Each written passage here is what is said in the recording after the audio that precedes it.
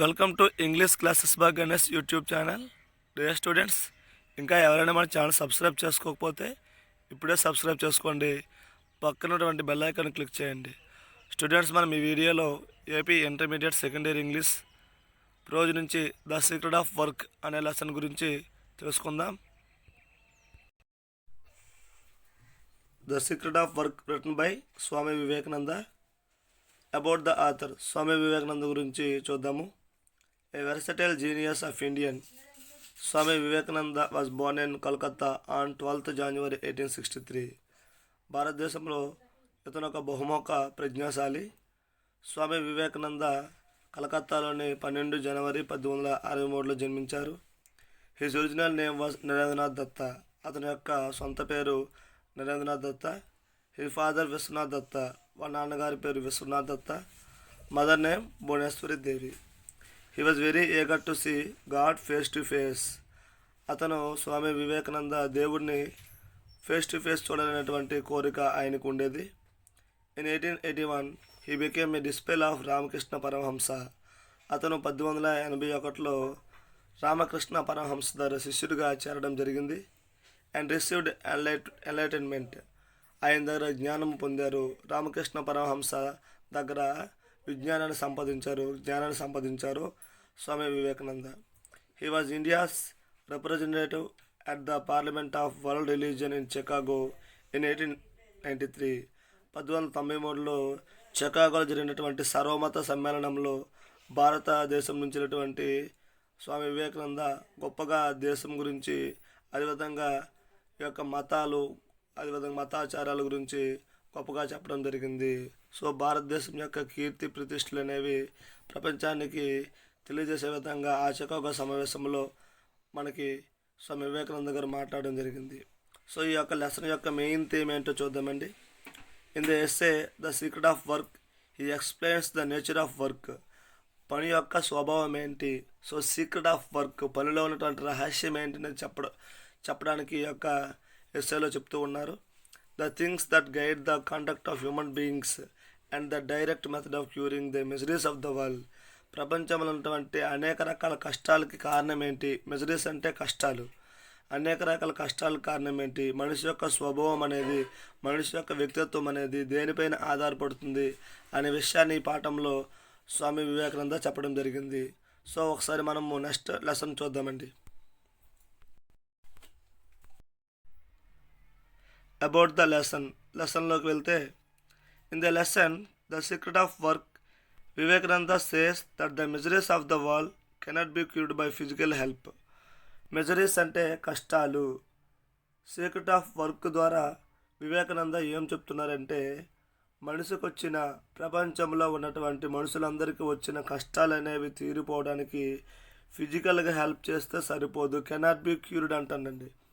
So మనం డబ్బు రూపంలో కానీ వస్తు రూపంలో కానీ సహాయం చేయడం వలన మనిషికి వచ్చిన కష్టాలు అనేవి తీరిపోవు.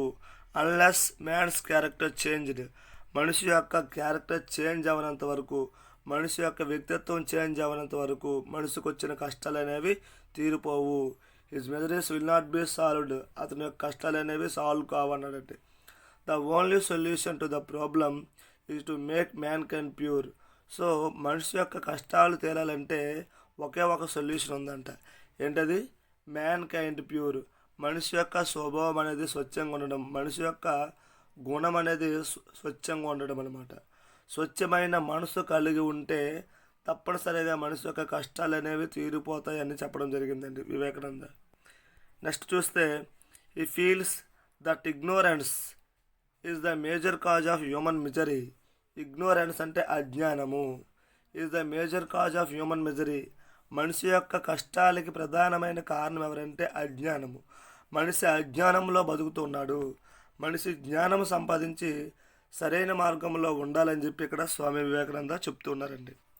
Every one should be educated and spiritually enlightened అన్నాడు. సో ప్రతి ఒక్కరు కూడా ఎడ్యుకేటెడ్ అవ్వాలి, ప్రతి ఒక్కరు కూడా జ్ఞానం సంపాదించాలి. స్పిరిచువల్లీ ఎన్లైటెండ్, సో ఆధ్యాత్మికంగా జ్ఞానం సంపాదించాలంటండి. సో దేవుడిపైన మనం ఒక కృపకు పాత్రుడు కావగలగాలి. అదేవిధంగా మనల్ని దేవుడు ఎందుకైతే భూమి మీద పంపించాడో ఆ విషయాన్ని గ్రహించి మనకిచ్చినటువంటి పనిని సక్రమంగా నెరవేర్చాలనేటువంటి ఆకాంక్ష ఉండాలి ప్రతి ఒక్కరికని స్వామి వివేకానంద చెప్తూ ఉన్నారండి. సో మనిషి అజ్ఞానం అనేటువంటి భ్రమలో ఉన్నాడు. అజ్ఞానాన్ని పారద్రోలి జ్ఞానాన్ని సంపాదించి దైవ మార్గంలో నడమని స్వామి వివేకానంద ఇక్కడ చెప్తూ ఉన్నారు.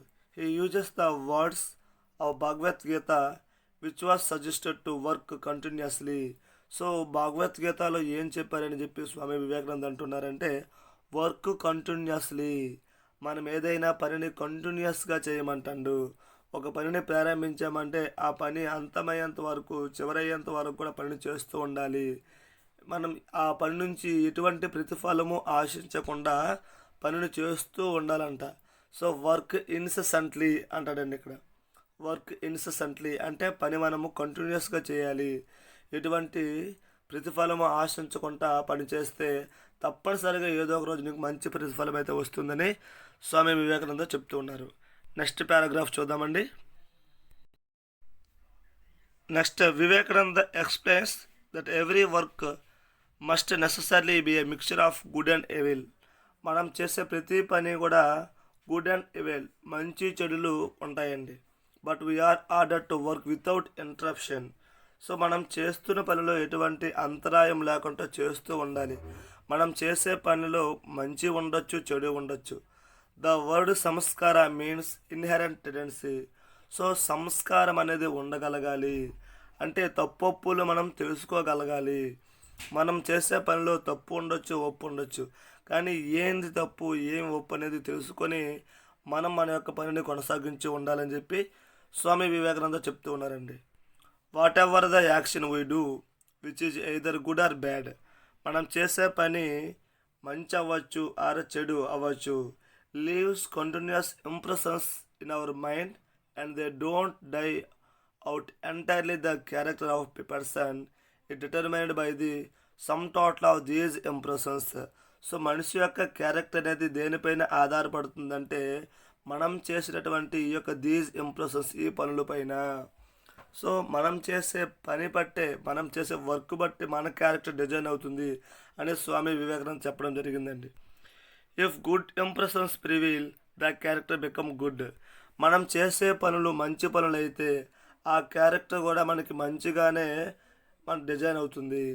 ఇఫ్ గుడ్ ఇంప్రెషన్స్, ఇక్కడ ఇంప్రెషన్స్ అంటే పనులు, వర్క్ అనమాట. If good impressions prevail the character become good. If bad it becomes bad. మంచి పనులు చేసిన వ్యక్తికి మంచి క్యారెక్టర్ వస్తుంది, చెడ్డ పనులు చేసే వ్యక్తికి చెడు క్యారెక్టరే వస్తుంది అని చెప్పడం జరిగింది. A man of character can be compare to a tortoise. మనిషి యొక్క క్యారెక్టర్ని దేంతో పోల్చాడంటే టోర్టాయిజ్తో పోల్చాడండి, అంటే తాబేలుతో పోల్చాడు. సో మనిషి క్యారెక్టర్ ఎలా ఉండాలంట, తాబేలులా ఉండాలంట. సో ఇదొక ఇంపార్టెంట్ పాయింట్ గుర్తుంచుకున్నామా, ఇది రాయాల్సి ఉంటుంది. Compare to a tortoise. So మనిషి యొక్క క్యారెక్టర్ని టోర్టాయిజ్తో పోల్చాడు. As the tortoise touch its feet and head inside the shell. So tortoise ఫ్రీగా ఉన్నప్పుడు తన యొక్క కాళ్ళని, తన యొక్క తలని ఆ యొక్క బయటకు తీసి ఉంచుతుందన్నమాట, తన యొక్క డొప్పలో నుంచి. And even if you kill it and break it in pieces. ఒకవేళ దాన్ని మనం చంపాలనుకున్నాం అనుకో, ఒకవేళ దానికి మనం హాని చేయాలనుకున్నాం అనుకోండి, it will still not come out. అదేం చేస్తుందంటే ఆ బయటికి ఇంకా రాదండి. సో తన డొప్పలోనే తలని కాలుని దాచేస్తుంది అనమాట. In the same way if A man control his own inner forces. అదేవిధంగా మనసులో ఉన్నటువంటి లోనున్నటువంటి ఇన్నర్ ఫోర్సెస్ని మనం, భావోద్వేగాన్ని, కోపాన్ని అన్నీ కూడా మనం లోన అట్టి పెట్టుకోవాలంటాడు.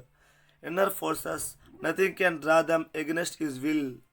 Liberation means full freedom from the bondage of good as well as from evil.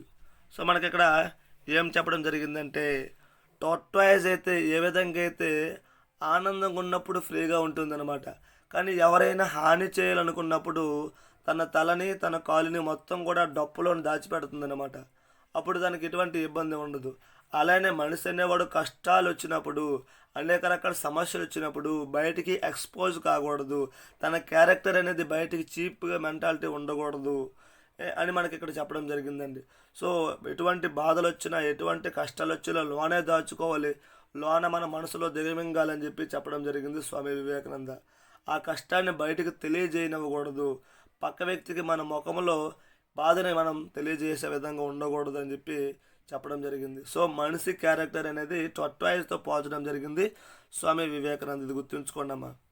ఇంకా ఏం చెప్తున్నట్టు liberation means full freedom from the bondage of good.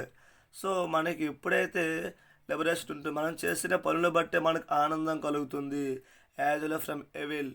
So మనకి ఆనందమైన దుఃఖమైన మనం చేసే పని బట్టే ఆధారపడుతుంది. మంచి పనులు చేయడం వలన నీకు ఆనందం గొప్పగా లభించవచ్చు, చెడ్డ పనులు చేయడం వలన నీకు దుఃఖమే మిగలొచ్చు. సో మంచి పని ఆనందాన్ని తెస్తుంది, నువ్వు చేసే చెడ్డ పనులన్నీ ఏదో ఒకరోజు నీకు దుఃఖాన్ని మిగులుస్తాయి అనే విషయాన్ని స్వామి వివేకానంద చెప్పడం జరిగిందండి. ఓకే, నెక్స్ట్ పారాగ్రాఫ్ చూద్దాం మనం. Vivekananda asserts that we should work like a master, not like a slave. So మనం ఎలా పని చేయాలంట? Like A master, not a slave. మన పనికి మనం యజమానిగా ఉండాలి, కానీ పనికి బానిసగా ఉండొద్దు అంటుందండి. చాలా ఇంపార్టెంట్ పాయింట్ ఇది. Work like A master, not like a slave. మనం చేసే పనికి మనం యజమానిగా ఉండాలి, కానీ బానిసగా ఉండొద్దు. ఈ feels that 99% of man work like slaves. So ఈ రోజుల్లో 99% వ్యక్తులు అనేవాళ్ళు స్లేవ్స్, బానిసలుగానే పనిచేస్తున్నారు. తమ పనికి తాము బానిసగానే పనిచేస్తున్నారు. And the result is misery. దానికి గల కారణం ఏంటంటే వాళ్ళకు వచ్చినటువంటి కష్టాలు, మెజరీస్. సో వాళ్ళ కష్టాలు తొలగిపోవడానికి వాళ్ళు పని చేస్తూ ఉన్నారు. ఆ పని కూడా బానిసగా చేస్తున్నారు. పనిని ప్రేమించట్లేదు. ఆ పని వాళ్ళకి అవసరం, డబ్బు కోసము, డబ్బు అవసరం కోసము, తన కష్టాలు తీర్చుకోవడం కోసము 99% ప్రజలైన వారు స్లేవ్గానే పనిచేస్తున్నారు, అంటే బానిసలుగానే పనిచేస్తున్నారు. It is selfish work. So స్వార్థపూరితమైన పని ఇప్పుడు కూడా స్లేవ్ అవుతుందంట. సో స్వార్థపూరితమైనటువంటి పని, ఆ పనిలో నువ్వు ఏమైనా ఆశిస్తే చేస్తే, ఏదైనా పనిలో మనం ఫలితాన్ని ఆశించి చేస్తే అది స్వార్థపూరితమైన పని. అటువంటి పని చేసేవాడు ఇప్పుడు కూడా స్లేవ్ అవుతాడు, బానిస అవుతాడు అంటానండి. Always work with freedom inspired by love. మనం మన పనిని ఆనందించగలగాలి, ప్రేమించగలగాలి, ఆస్వాదించాలంట. మన పనిని హ్యాపీగా చేయాలంట, ప్రేమిస్తూ చేయాలంట. There is no true love possible in the slave. కానీ ఎవరైతే స్లేవ్గా ఉన్నారో, ఎవరైతే బానిసగా ఉన్నారో వాళ్ళైతే పనిని ప్రేమించరు, పనిని ఆస్వాదించరు, పనిలో ఆనందం పొందలేరు. Every act of love brings happiness. మనం చేసే ప్రతి పని కూడా మనకి ఆనందాన్ని ఇవ్వాలి అంటారనమాట. సో మనం చేసే పనిలో ఆనందాన్ని వెతుక్కోవాలి అని చెప్పడం జరిగింది. Real existence, real knowledge and real love or permanently connected. So real existence, real knowledge and real love or permanently connected. So మన యొక్క నాలెడ్జ్ అవ్వచ్చు, మనం చేసే పనిలో ఉన్నటువంటి ఎగ్జిస్టెన్స్ అవ్వచ్చు, ఇవన్నీ కూడా మనతో కనెక్ట్ అయి ఉంటున్నాయి అని చెప్పడం జరిగిందండి. కనెక్టెడ్ విత్ వన్ అనదర్, ఒకదానికొకటి కనెక్ట్ అయ్యి ఉండడం జరిగిందంటండు. Attachment comes only when we expect a return. So పనికి నీవు ఎప్పుడైతే అటాచ్మెంట్ అవుతావో, ఎప్పుడు మనం అటాచ్మెంట్ అవుతామంటే ఎక్స్పెక్ట్ ఏ రిటర్న్. ఈ పని చేస్తే నాకేం వస్తుంది, ఈ పని చేస్తే నాకు వచ్చేటువంటి లాభం ఏంటి అని ఎప్పుడైతే నువ్వు ఆలోచిస్తున్నావో అప్పుడు ఆ పనికి నువ్వు బానిస అయినట్టు అంటానండి. ఈ working like slaves result in selfish attachment. So ఎవడైతే బానిసగా పనిచేస్తుండో వాడు స్వార్థపూరితంగా ఉంటాడు, సెల్ఫిష్ అటాచ్మెంట్, ఆ పనితో వాడు సెల్ఫిష్ అటాచ్మెంట్ కలిగి ఉంటాడనమాట. Working as master of our own mind gives right to the bliss of non attachment. ఎవడైతే మాస్టర్గా ఉన్నాడో, తన పనికి తాను మాస్టర్గా ఉన్నాడో వాడికి పనితో ఎటువంటి అటాచ్మెంట్ అనేది ఉండదు. We can work continuously without expecting anything. మనం పనిని ఎలా చేయాలంట? కంటిన్యూస్గా చేయాలంట, వితౌట్ ఎక్స్పెక్టింగ్ ఎనీథింగ్. ఏది ఫలితం ఆశించకుండా పని చేస్తూ ఉండాలి. With love and liberation. మన పనిని మనం ప్రేమించాలి, మన పనిలో మన ఆనందాన్ని కోరుకోవాలి. పనిని ప్రేమిస్తూ పనిలో ఆనందంగా ఉంటూ ఉన్నవాడికి ఎటువంటి ఇబ్బంది ఏమీ లేదు. సో పనిని ప్రేమించమంటాడు, ఆరాధించమంటాడు, అదేవిధంగా పనిని కొనసాగిస్తూ చేయమంట. Work continuously without expecting anything, ఎటువంటి ఫలితాన్ని ఆశించకుండా మనం పని చేయమంటాడు. Vivekananda believes that might and mercy are the two things that guide the conduct of men. So మనిషి యొక్క క్యారెక్టర్ని, మనిషి యొక్క స్వభావాన్ని ఏం చెప్తుందంటే బిలీవ్స్ మైట్ అండ్ మెర్సీ, తన యొక్క ఆలోచన విధానము, తన యొక్క స్వార్థపూరితమైనటువంటి విషయాలు అనేవి ఆధారపడి ఉంటుంది అన్నమాట. The exercise of might is invariably an act of selfishness. So ఎప్పుడైతే మనిషి సెల్ఫిష్నెస్గా ఉండగలిగాడో, ఎప్పుడైతే మనిషి స్వార్థపూరితంగా ఉండగలిగాడో, అప్పుడు మనిషి అనేవాడు తన పనిని ప్రేమించలేడు. Mercy is heavenly.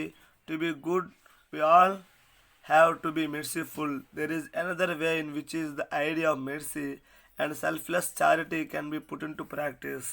సో మనం సెల్ఫ్లెస్ చారిటీ అంటే మనకి ఇటువంటి వచ్చినటువంటి ప్రతిఫలాన్ని, మనకు వచ్చినటువంటి డబ్బు అవ్వచ్చు, ఏదైనా అవ్వచ్చు, చారిటీగా 10 మందికి సహాయం చేయగలగాలంటాడు.